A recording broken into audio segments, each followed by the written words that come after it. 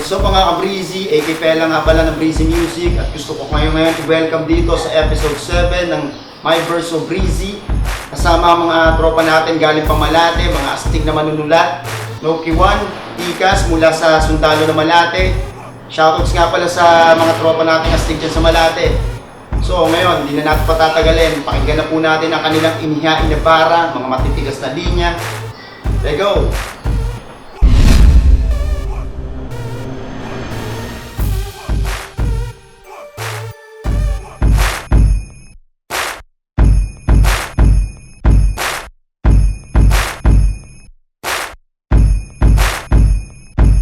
Si R-E-G-I-E, may pamatay sapatos na Nike.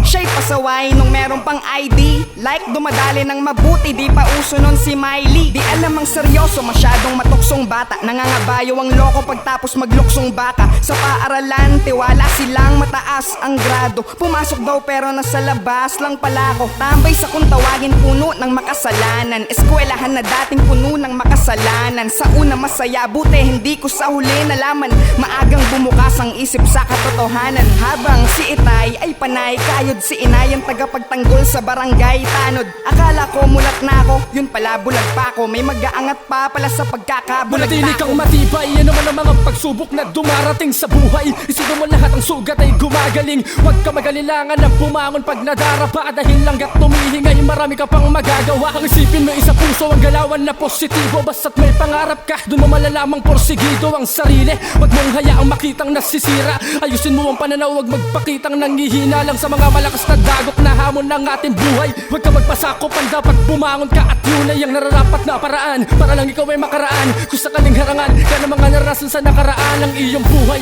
na tila dahilan at inspirasyon upang manatili kang manalig sa harap ng Panginoon. Huwag mong itigil ang misyon, patuloy lang na maglakbay. Dahil lahat tayo ay may nakahain na tagumpay. Yo, ako nga pala si Noki Juan, Sundalo ng Malate. Pinabati ko nga pala lahat ng mga tropa ko dyan sa Malate. Lahat na nakakakilala sa amin. Dito na kami ngayon sa Breezy Music. Tsaka nagpapasalamat kami kay Kuya Lax, syempre sa maluwag na pagbukas na itong show na to. Tsaka binabati ko lahat ng mga tropa ko dyan, SB, 3K Music, tsaka Blazing Skull Records. Sa tropang malawak, Skinita Boys, School Boys, ako po sa Tikas ng Sundalo ng Malate. Abangan nyo po, this December po ang aming MV. Tuloy-tuloy na to.